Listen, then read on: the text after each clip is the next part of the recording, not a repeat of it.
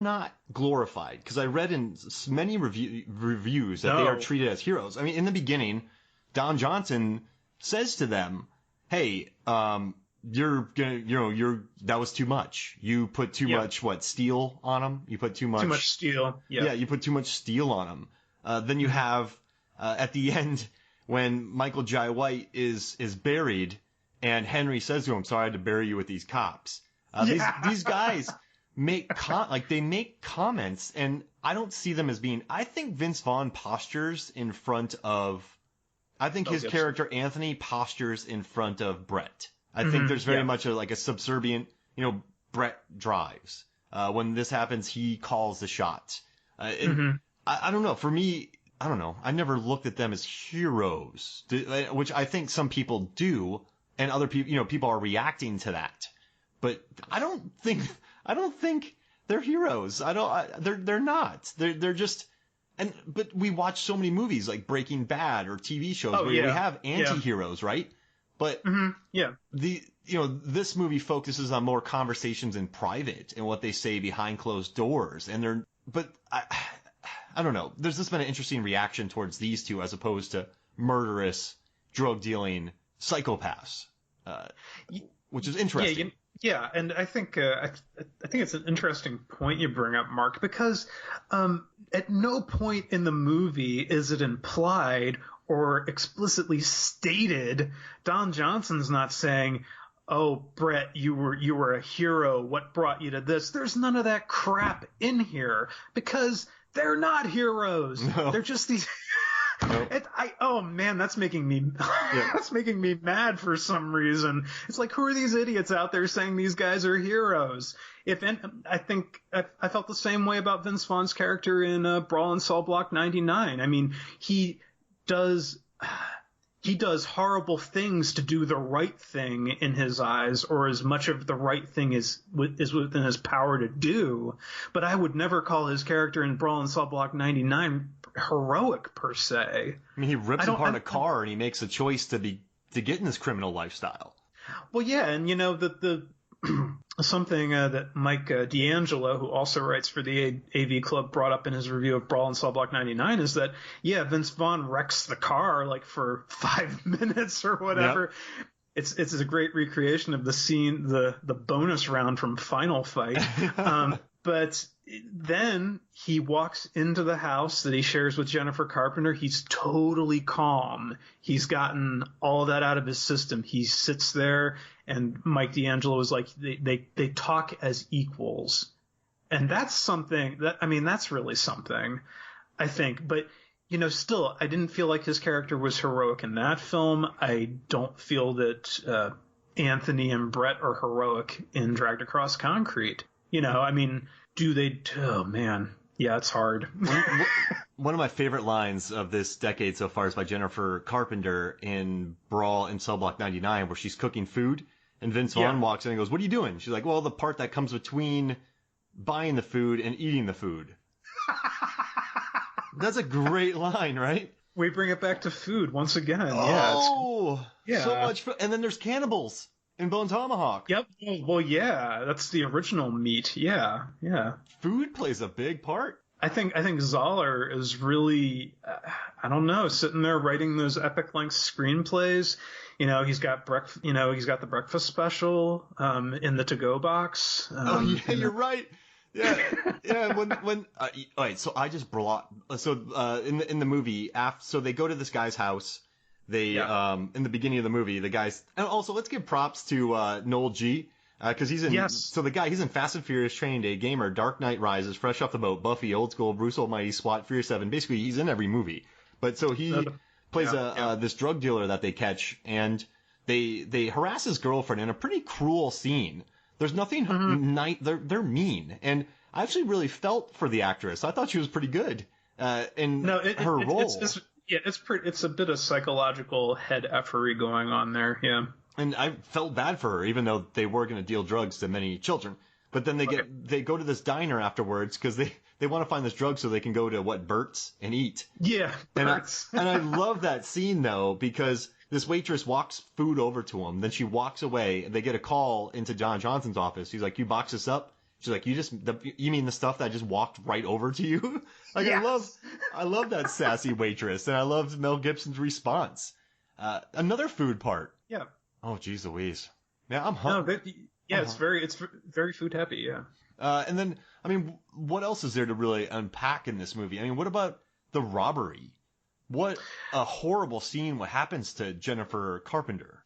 Yeah, that's the movie was going on when I first watched it. I was wondering, I saw her in the trailer. I was like, where is Jennifer Carpenter? And then she shows up and I was like, who is this? Why can't she get on the bus? I love that setup because you're asking all these questions. And, people annoy me when they're like, well, why is she not getting on the bus? What's her problem? I hate people who talk during the movie and can't just let the movie be the movie, kind of. Yeah. So I love how it kind of works backwards to why she's so upset and so distraught. And then there's that thing of life happening, like literally you have the baby, but then life is in the worst possible thing happens when that first day she goes back to the bank. And if she had maybe delayed a couple minutes longer, or her husband had let her inside to play with the kid, there might have been a very different outcome to her life. So yeah, the heist is awesome. That guy is going to have a rough life, knowing that he sent his wife to work, even though she just wanted to stay with her baby. Yeah. And he also kept telling her to stop yelling, and she was never yelling. I found that to be a very interesting choice of dialogue. Does that make sense? Because he kept telling her to stop screaming. Is that a bit of like mansplaining, kind of? Not mansplaining, but just kind of like, oh, honey, you're hysterical in so many words. Yeah. And she's suffering from depression. Yeah. I mean. And then she gets her fingers blown off. Then she gets her face exploded like a watermelon getting smashed by Gallagher. Well, it's kind of like the scene in the original Dawn of the Dead where the guy kicks the door open and blows the guy's head off. Yeah, it is one of those moments. Something that I really liked about that heist. Zahler finds ways to do things that you've seen a million times before, but he does them in this completely idiosyncratic way, like the distorted tape recording that the robbers use to address the room when they enter. Yeah. It was pre-recorded, correct? I believe so, because he would it's like he'd play the tape, then he would stop the tape, and then wait for a response from the person they knew was going to be there. And then, yeah. And then he goes, are you sure?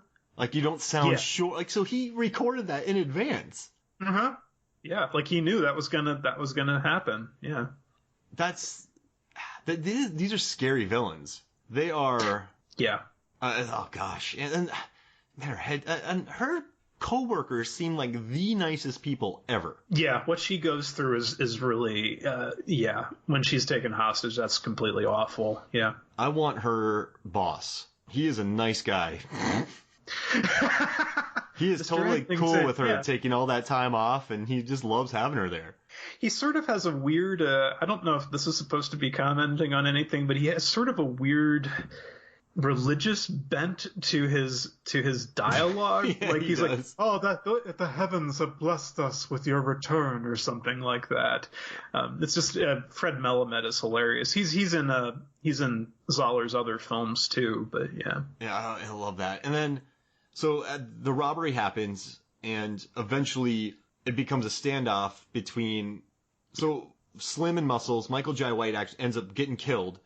One of the most sick scenes of humor, but funniest moment. So it's Slim and Muscles in the front, and what'd you say, like frogmen in the back? The horrible. Well, yeah, frogmen would be good. I referred to them as amphibious. Yeah. Oh, I like that. And so Slim and Muscles jump out of the car, but Michael Jai White gets shot. But he has the keys to the car. He swallows the keys. He gets shot, and then he vomits up the keys. Yeah. And you're like, what? And then he swallows it real quick again. Mm-hmm. And it's just little sick humor moments like that. I mean, he wrote in the script, he swallows keys, gets shot, laughs, vomits the keys up, reaches quickly and swallows them again. Yeah. Yep. That's amazing. It's not something you, again, it's not something you think to see in a movie, but it's in here. Yeah. And then he gets his entire stomach cut open to get the keys. A guy mansplains what a stomach is, and the other guy's like, I know what a stomach is. They tell him not to pop his kidney, which is insane. Oh gosh, it's so nuts. And I have another question about Henry. Are you talking about, yeah, Henry. Henry, in the beginning, they're kind of hunting lions, right? In that cheap video game. And then Shotgun Safari. Shotgun Safari. And then at the end, he wants to do it again.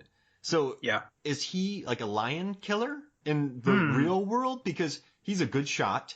He survives. He's ahead of people. He knows that they're going to take his gun. So the amphibian men take their gun.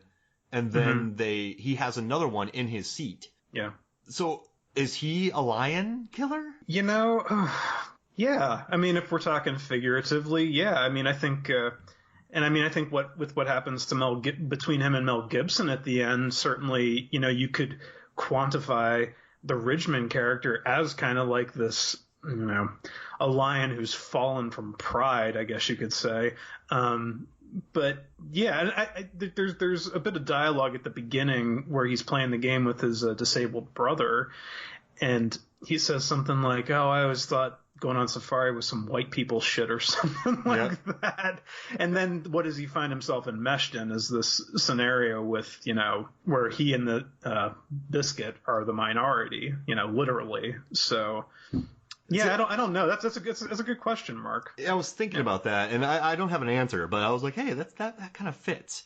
But also, what did you think was going to happen? When you were watching this movie, did you go, what's going to happen, or were you just immersed in what was next? Were you trying to figure out the next step? I am really not the guy who tries to figure out what's going to happen next. I'm more of just sit down, watch, and if a movie is good, let it just kind of take me under its spell and just like guide me along for however long it is. And that's how I approach Zahler's films. I just start watching and let them take me where it's going to take me. And that's what I love, because it's like maybe on a deep subconscious level, I'm like, oh my God, what's going to happen next? What's going to happen next? But you know, I'm more resigned to the fact that, whatever's going to happen is going to happen. It's probably going to be terrible, but you know. Our troglodyte's going to slice this man in half and stick a flask in his stomach. Whatever. Is Vince Vaughn going to smush a man's head with his heel? Right? But I did know when that woman's what a horrible way for her to go. When she starts crawling towards Vince Vaughn, I'm like, uh-oh. They gave her a gun. Yeah. And then she went right into his vest, so they must have told her where to shoot. Oh, yeah. Because when I was watching it again, she shoots him in the face, but he has the mask, which jacks up his face. But then she reaches around and goes right in between his vest, where the straps are. Okay, yeah. So they must have told her that, correct? That's a detail I didn't pick up on, but they must have. I can't see a woman who works in a bank or a man who works in a bank as a profession necessarily being privy to that sort of information. Yeah. I didn't see the second shot the first time I saw it. And so when he died, I'm like, did he get killed by like a brain hemorrhage? And then I rewound it, and then he started dealing with his side. I'm like, did he get shot in the side? Because it happened so quick. And then Mel Gibson kills her. Yeah. It's like very sudden kind of, yeah. The violence in his, so, you know, other people talking about how, you know, brutal this movie is and how, I don't know, but I used to watch a show, it got canceled, called Whiskey Cavalier with Scott Foley and the Lauren Cohen from Walking Dead. And in that show, they murdered so many henchmen. Like his girlfriend just gets murdered, they forget about it. There's a plot line where this guy has a girlfriend, she's a double agent, she crosses them, and then he just shoots her in the heart and makes a joke. And what I like about Bone Tomahawk and what I like about Brawl in Cell Block 99 and Dragged Across Concrete is the violence, very much like a Jeremy Saulnier movie. Yeah. Green Room, Blue Ruin. The violence is not glorified. It is ugly. It's ugly violence. Would you say? I would agree with that. I feel like I would argue that in Brawl and Cell Block 99, the violence is a bit more stylized, Yeah. and he does dwell on it a bit more. Granted, again, there is stuff that you will see in Brawl and Cell Block 99 that you will not see